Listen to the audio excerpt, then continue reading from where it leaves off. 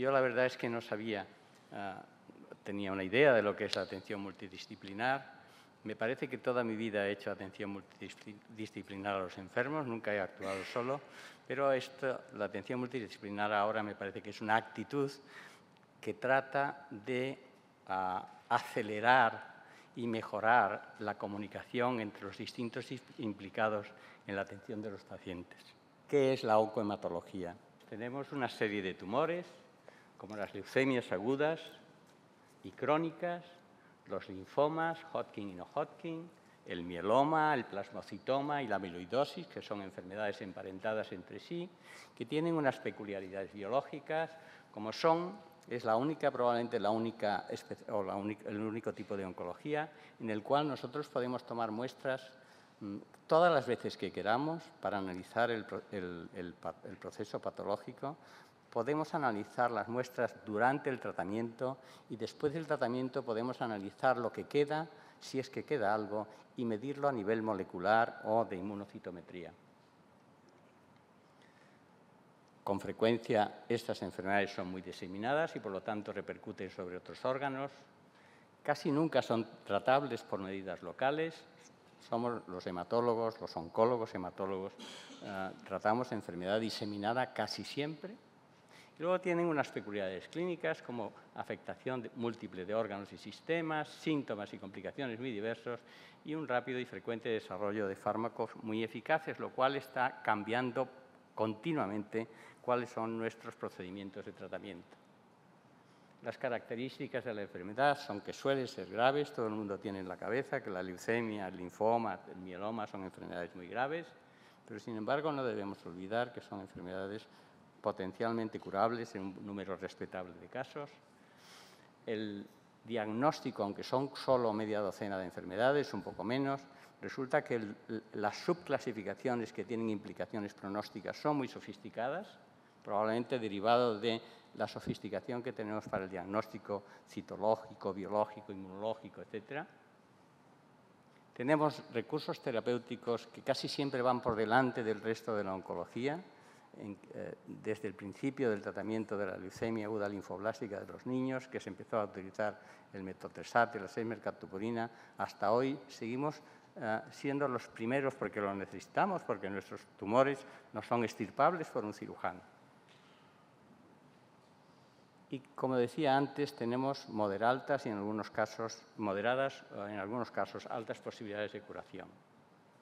Se necesita para su atención, como en todas partes, médico responsable muy experto y una estupenda comunicación y cooperación con otros especialistas necesarios.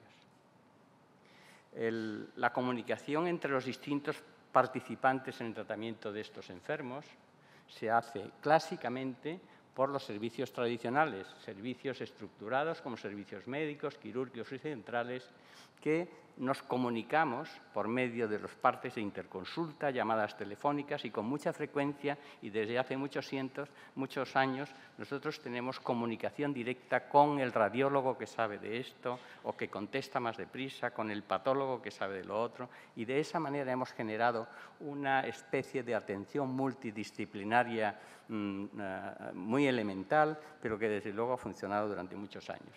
Después de esta estructura tradicional se creó o se inventó la estructura en institutos en las cuales varias especialidades con actividades comunes, como puede ser en el caso cardiovascular, los cirujanos cardíacos, cardiólogos clínicos, etcétera, o en la hemato-oncología, donde metemos patólogos, radiólogos, traumatólogos, etcétera. Y luego la estructura multidisciplinar. Aquí se trata de mezclar profesionales muy especializados, probablemente muchos de ellos especializados en enfermedades concretas, de distintos departamentos, el patólogo, el hematopatólogo, que sabe diagnosticar el linfoma, pero que se interesa mucho menos por otras neoplasias y que se dedican de manera muy específica a enfermedades más prevalentes y muy complejas. Entonces, en la comunicación interdepartamental clásica existe el servicio de hematología, con el paciente y el oncólogo, que yo lo he puesto en el centro porque es lo que me toca, y esto se sirve de los servicios médicos como medicina interna, neurología, digestivo, endocrino, etcétera, o de los servicios quirúrgicos para la toma de muestras de los linfomas, para la corrección de problemas traumatológicos en los enfermos con mieloma, para corrección de problemas neurológicos por los neurocirujanos. Y luego tenemos relación con los departamentos centrales, anatomía patológica, rayos X, medicina nuclear, análisis clínicos, microbiología, etcétera. Y por otro lado, tenemos que valernos de la farmacia hospitalaria, de cuidados paliativos, como todo el mundo conoce. Esto tiene un problema, y es que es una estructura lenta, no es selectiva y no aprovecha bien los intereses y las afinidades de las distintas personas que estamos participando. En el instituto, en el centro coloco el Instituto ya de Oncohematología, pues en el centro coloco la oncología médica, radioterápica y hematológica, y a su alrededor los otros servicios que he citado antes como servicios auxiliares, en este caso, del Instituto de Oncología. Es menos lenta, es más selectiva y aprovecha mejor los intereses y afinidades de los distintos participantes. Y por último, la estructura interdepartamental o la comunicación interdepartamental en estructura multidisciplinar. De manera general, se puede decir que el proceso empieza con el indicio de diagnóstico, con la sospecha de diagnóstico y que debe ser evaluado por un experto. El diagnóstico firme que se establece con la anatomía patológica, la biología y eso, y hay que añadir a esto el diagnóstico de extensión y el tratamiento, que implica no solo el tratamiento, sino la explicación, el tratamiento específico, soporte psíquico, etc. A la derecha vemos los departamentos que nos ayudan para el diagnóstico de extensión, como la radiología, ecografía, medicina nuclear e infecciosas. Abajo, a la derecha, tenemos la hospitalización convencional, el hospital de día, la zona de aislamiento, los catéteres que necesitamos para el manejo de nuestros enfermos.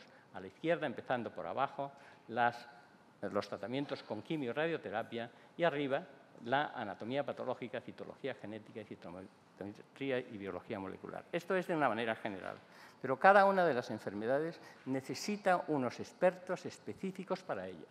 Por ejemplo, para la leucemia aguda el esquema central es exactamente igual, pero para el momento del diagnóstico necesitamos un citólogo, el patólogo tiene poco que decir aquí. Necesitamos una persona que conozca la genética, no la genética en general, sino la genética de las leucemias, porque cada leucemia tiene lesiones específicas que tienen implicaciones pronósticas y a veces implicaciones terapéuticas, y muchas veces implicaciones de diagnóstico de enfermedad residual.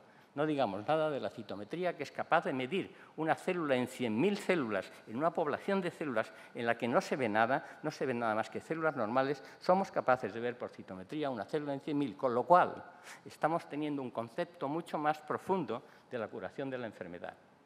A la derecha, los colaboradores para el diagnóstico biológico de la leucemia aguda, como es el cardiólogo. El enfermo ha de ser cardiológicamente saludable, endocrinológicamente, nefrológicamente, etcétera, necesita estar en condiciones para que nosotros le podamos aplicar unos tratamientos que de otra forma no son tolerables.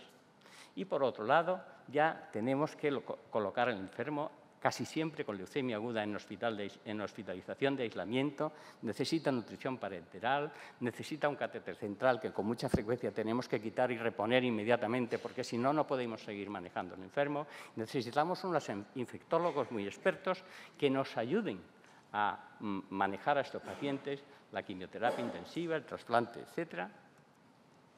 Para linfoma y leucemia crónica también tienen especificidades como un hematopatólogo, que es imprescindible. No vale el patólogo general, tiene que ser un especialista. Tenemos necesidad de citometría, biología molecular.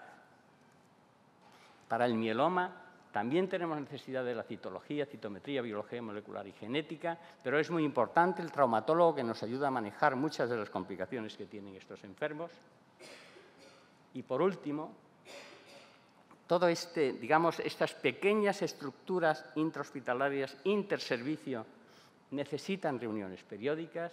Tenemos que confeccionar de manera consensuada protocolos de actuación, diagnóstico y terapéutico. Tenemos que tener una comunicación muy rápida, porque muchas de estas enfermedades el tiempo apremia y si no se hacen las cosas a su tiempo ya no se pueden hacer bien. Necesitamos designar a un coordinador porque para cada patología es necesario. Y un mensaje que me parece muy importante, que no viene mucho a cuento, pero que a mí me parece muy importante, en la estructura de los hospitales modernos está que el primer médico que vea a un paciente es un médico en formación. Desde mi punto de vista, el primer médico que vea a un paciente debe ser un médico experto, acompañado por el médico de formación si quiere, pero debe ser un médico experto para que los primeros pasos y la velocidad de ejecución de esos pasos se dé adecuadamente. Muchas gracias.